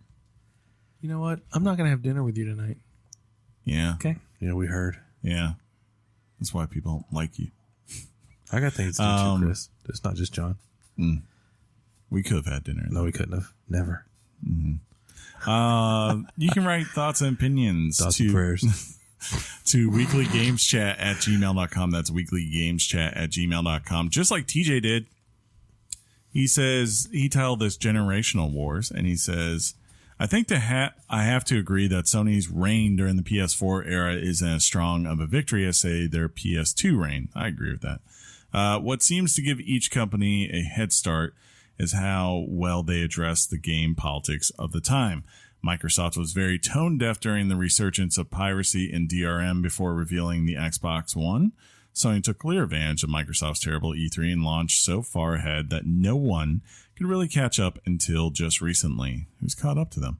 Add this to Nintendo's odd focus on trying to combine their new Wii audience with the most hardcore gamers, and it left PS4 with no clear competitor. This is very similar to Microsoft Xbox 360 focusing on the strength of live to push ahead of Sony previously when the PS3 didn't have a clear direction other than the unique console power. So in short, I think you're all correct in last week's assessment. Sony did earn their place, but the other two did not put up a great initial fight. What's going to be the big ticket issue leading into the next generation? Crossplay, backwards compatibility. That's the big question, right? And I would imagine right now, I don't know it's going to be crossplay or backwards compatibility. I would say the next one for the next generation probably is going to be these streaming services and just like how accessible they actually feel, right? You know, how much is Microsoft doubling down on that? And is it the right move? And if so, like what's Sony's response to it? Because obviously people see a console they can buy, say they're both $400 at launch. And you know, you can get one and like one has a system where basically you have all these great games for $9 per month, or $15, I guess, with the Xbox One Live subscription. Then it would get very hard for Sony to answer to that if they don't have something. That could definitely be a clear advantage, but who knows? Yeah, it could be 8K gaming, it could be streaming, like you said. But the reality is, we don't know what the focus is because we didn't know what the focus was as PS3 and Xbox 360 were ramping up. We only knew what the focus was when we watched Xbox stumble and fall flat on their face, and that's the moment where we knew, oh, that's the focus. And then Sony went and focused. Yeah. So I just don't think we really know at this point. I mean, the obvious assumption is it is streaming, and how people are going to answer Google Stadia, which ironically we haven't heard anything about Google Stadia since we heard about Google Stadia. Right. It's like quiet. It's like you're saying they got to answer it, but we don't know anything about it. What if it sucks? Absolutely. And they go answer this thing that didn't even need a response. Mm-hmm. You know what I mean? It's weird. I know what you mean. You're picking up what I'm putting down, John. The question is, the question that we have to first get the answer to is anyone really stumbling? Like, because TJ correctly points out, like, it was very clear, you know, because you'd had a year of Xbox 360 that Microsoft was on point. Like they were doing things right when that came out. And then everyone just go, yeah, but wait till PlayStation launches, PlayStation 3. And then it comes out and it's a ridiculous price thing. And really it was just like, well, do you want this super hyped up expensive Blu-ray player? Because that's all it was at launch. And it really cost them for a long time, especially when it became clear their online was very much lacking, when compared to Microsoft's. And here the same way, like I think before the actual reveal of the Xbox One, most people were still banking that even though Sony had a good debut a couple months earlier with their own console, everyone was still banking that Microsoft was going to be right there with them, ducks in a row. And then all of a sudden you come out and you just quickly start to realize that, wait, why are they focusing so much on entertainment in this and not about games? Why is the only thing they're showing right now freaking Call of Duty and Madden and not anything that is theirs and original? And then finally, when the console dropped, then it really hit us where it was like, wait, this thing costs more than the PlayStation 4 and it can't even do 1080p gaming while everything over there is in 1080p 60 frames per second at launch. That's when you knew it was like you saw everything start to align from the moment Microsoft announced that console. Who knows? Maybe Phil comes out next Sunday and they start to talk about some of these things and everyone goes, what the hell are they doing? Well, aside from those minor details about the 1080p and the frame rates and stuff like that, I mean, Xbox didn't, and I remember this I'll never forget this response after you first saw the unveiling of the Xbox. And this is not a knock because you were right. You said, and I quote, okay, Xbox, you got me. Yeah. Because they sold something to you that you wanted. Yes. And technically the PlayStation 4 did all of those things. Yes. Which was ironic to me. This is just a case of, had Xbox One played it safe and recognized the message of gamer, yes, they would have won this generation. If they had just dropped Kinect, and it's not about that quality. It's about tone deafness. It's about narrative, and it proved it proved to me, and I had no idea this would happen. It proved to me that customers are not loyal to a brand. No. There's not enough customers loyal to a brand to save the brand of any brand. Except maybe PlayStation. Yeah, well, not when your initial purchase is $400 or $500. Yeah, Correct. You're like, I'm going to do what is better. Yeah, for sure. If Apple were to just all of a sudden drop off a cliff with how it developed its phones, and Samsung keeps nailing it, people would, dude. If Samsung's phones are like $100, yeah, and Apple's still like rocking whatever their price tags is, yeah, you'll see how quick Apple goes away. Yeah, I'm interested to see, what it is that they're going to make the push of their next generation. And that's cool because we get that first. We'll probably at least get a hint of it, I think, next Sunday. I don't know if we'll get everything. But this generation is kind of interesting because they have had so many to go through, and we are in, I think, the highest peak of technology synergy between everything now, right? I think these two really honestly are not going to take too many risks. They're just going I don't think so either. They're going to port the power of PC and then just try to make good UIs and systems that work very well. The system's just going to be faster. That might be, it's just going to be a faster system. That might be the biggest disadvantage that Microsoft has going into this generation is because they lost this one so badly. I don't know if they can recover. They would have to come out with so many great, amazing exclusives that actually hit and become things again, like where you go, wow, they have a Gears of War, type hit that they had with 360. Fable 4 is your launch title. Dude, it's crazy that I hope so. The older I get and the more I game on my PC, I'm like, why do I even care? It's weird. About consoles? Yeah, it's like just buy you can play almost everything on a PC. No, except for like a Sony exclusive. No, I mean, if you think about it, now you can play Halo. Never mind. If you think about it right now, like if you were just to actually invest and go buy one of those top line new NVIDIA cards, right? You could have that for 8 years easily. Sure, it might cost you. Yeah, it would cost you a lot up front, but who cares? Yeah, who knows if that's all you play on. That's all I got this week, though, for emails. Yeah, real quick on the Twitch too. I want to give a shout out to the Offset Collective. Thank you so much for retweeting our tweet of our Rage 2 show. We appreciate that. They have a Discord. Friend of the show, not friend of the show. Well, he's a friend of the show, but he writes in from time to time. Big Riff. He's conversed on the Twitter, and I think he's emailed us a couple times. He moved recently, and he let us know that moving sucks. Not us in general, but I just like that tweet. So moving does suck. I hope your move went especially relatively when you break easy. your TV during your move. Remember that? Yes. Our friend Acid Sugar liked a tweet that said this, and this hit home with me because I go to my local Taco Bell as well, and it sucks. I've pretty much come to terms that I will never be able to fulfill my Taco Bell craving because the past 10 times I've tried to go, the drive-through line is wrapped around the building, not moving, and my child will just scream the whole time.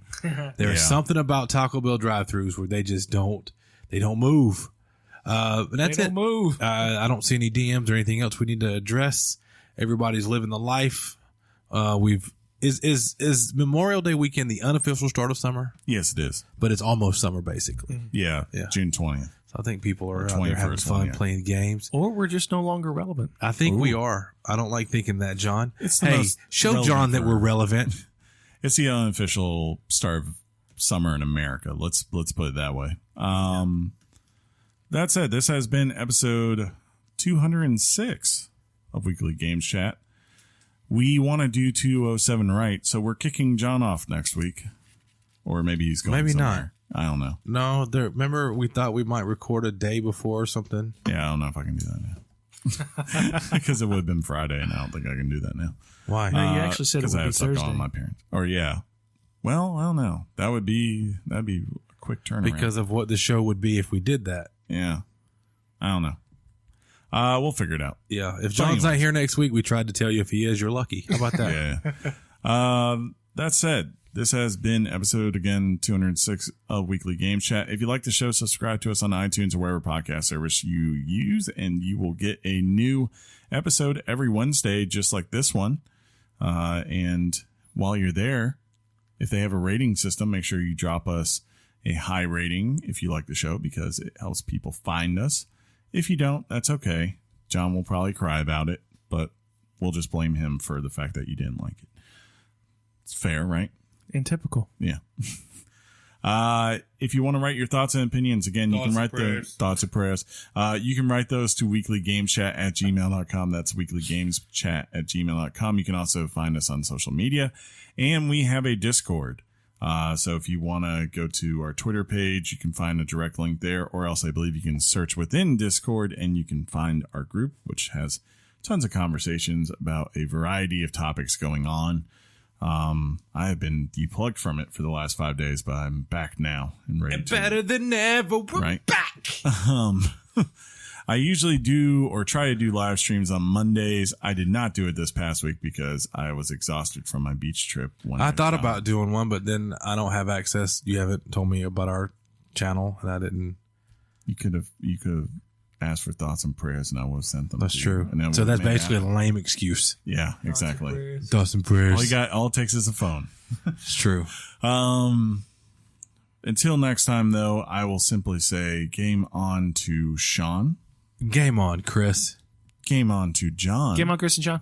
Game on, John. Safe travels next week, John. Thank you. No matter what. Yeah. No matter what, John. We may say that to you again the next time we record because you haven't gone yet. Beautiful Napa, California. Also, people, sound off. If I was to set up so that Xbox's live E3 briefing went to our Twitch page, and then I put us on there as we talked over it, tell me how you feel about that. I like that. Yeah, if y'all would be down to watch, because I'm not going to do it with when is there 3 or 4 people. Conference? It's my birthday. You should know this. Yes. Which is a Sunday, and it should be at 4 p.m. I won't be here. I'll be here. He's gonna be out of town. I'll be on a plane. You'll still be out? Wow. Well, maybe me and Sean can do it. Yeah, on your birthday, we'll have drinks. We could hold up. I'll get Phil Spencer to postpone we it. We can make custom displays of Richards of how we feel about games. Arts and crafts. But anyways, let's promote that. Let's see if we got any feedback and if enough people want to. Discord people, let us know. Also on the Twitter, we'll put that out there. We'll pin it. Yeah, even Facebook, wherever, or email us if you would watch. If you're willing to commit to it. I mean, Sunday. It's a Sunday at 4 p.m. Eastern Standard Time. Which could be like Sunday at 9 p.m. for you folks across the pond. But I mean, that means it's not too late for them. But if you're a gamer and you know about E3, you're going to watch that presentation. So why not watch it with us? Exactly. Right. I love it. We'll let you know. If at the very least, what I will do is I'll make sure to have an E3 Discord room up, and I will post what I think in real time, and Sean can do so too. Yeah, I'll be there. Just look over your shoulder, honey. I'll be there. Hey, Michael. Anyways, man, in retrospect, that did not age well after that documentary. I was going the Mariah Carey version, and people still like Michael. Dude. Yeah, celebrity works that way. But anyways, I will simply say your mom's box. Peace out, everybody. Thug life. Oh, yeah, that's the end.